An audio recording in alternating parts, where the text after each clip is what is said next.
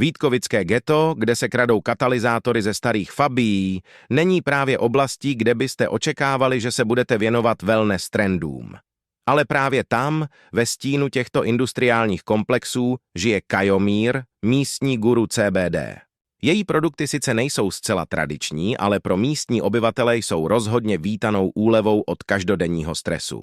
Jednoho dne jsem se rozhodl vyzkoušet její nejnovější nabídku. Malého vápe zařízení na CBD olej.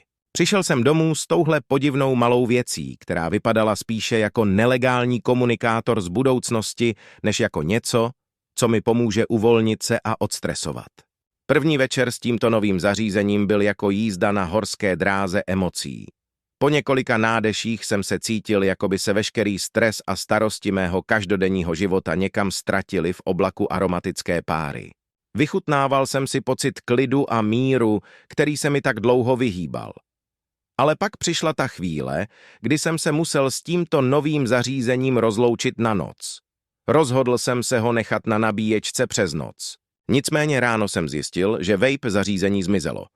Panika mě zachvátila.